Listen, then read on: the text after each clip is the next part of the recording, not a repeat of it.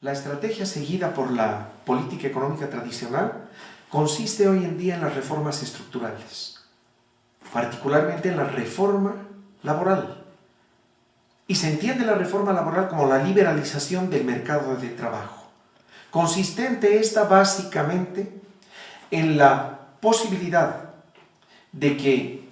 los niveles de empleo estén regulados por las fluctuaciones en los salarios, para elevar el nivel de empleo, la disminución de los mismos. En segundo lugar, que la negociación salarial se realice sin la interferencia de ningún organismo de carácter corporativo. Por tanto, la desaparición de los sindicatos o la disminución de su capacidad de negociación. En tercer lugar, la promoción de la libre contratación y despido. En otras palabras, la reducción de cualesquiera obligaciones de carácter legal de las empresas en términos de indemnizaciones, cuotas de retiro o obligación de empleo por tiempo mínimo determinado. Todas estas condiciones redundan en última instancia en la disminución de los salarios reales, la precarización de las condiciones de trabajo y una disminución en la estabilidad del empleo. Pero por otro lado está otra complicación. En reconocimiento por parte de los economistas tradicionales y de todos ellos, de todos nosotros en la profesión, de que los sistemas de seguridad social y los sistemas de retiro forman parte esencial de los salarios, la liberalización de los mercados de trabajo, de los mal llamados, mal concebidos mercados de trabajo,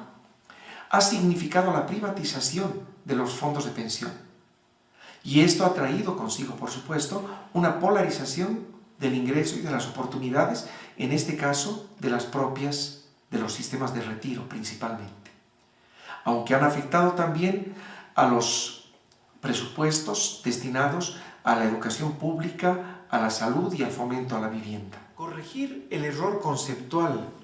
que da lugar a estas patologías tan graves significa, en primer lugar, reconocer que no existe la posibilidad de que haya hogares prósperos con empresas que quiebran, que se empequeñecen, que ven reducir sus volúmenes de ventas. En segundo lugar, que no existe tampoco la posibilidad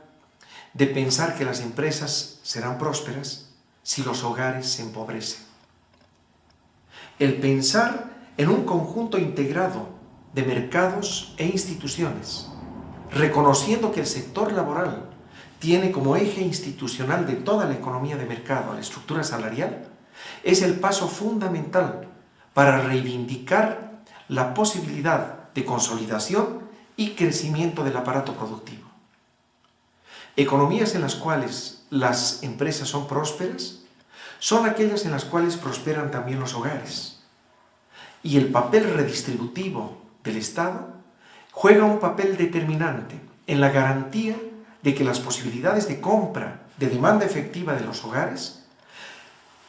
definirán tendencias de largo plazo que a su vez garantizarán la capitalización de las empresas, la multiplicación de estas y, por supuesto, el crecimiento en la provisión de bienes y servicios que no son otra cosa que la base del bienestar material de las sociedades. En una próxima ocasión comentaremos más a detalle los aspectos inherentes a la dinámica exportadora y a los costos derivados de la misma como una forma incorrecta de orientación de la política de crecimiento y de esa sustitución a la que se ha dado lugar del motor del crecimiento, del mercado interno hacia el mercado externo, como si esta hubiese sido la opción más recomendable para esos efectos. Al final de esta cápsula podrán encontrar ustedes referencias bibliográficas acerca de aquellos estudiosos que han constatado que la declinación salarial ha sido el antecedente de hechos tales como la caída del Imperio Romano, la contracción y disolución prácticamente del poder del Imperio Egipcio, la Revolución Rusa de 1917, la crisis de 1929, que en la actualidad a través de microdatos se muestra que estuvo precedida de una fuerte contracción de los salarios manufactureros, la Revolución Mexicana de 1910, la Revolución Francesa y, sin lugar a dudas, el evento crítico 2008-2009 en los Estados Unidos, los créditos subprime. En este último caso, una declinación del salario mínimo real en Estados Unidos que entre 1996 y 2006 acumuló una caída de 10%.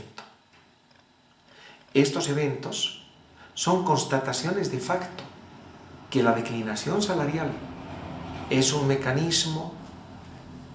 orientado claramente a la destrucción institucional de las economías de mercado.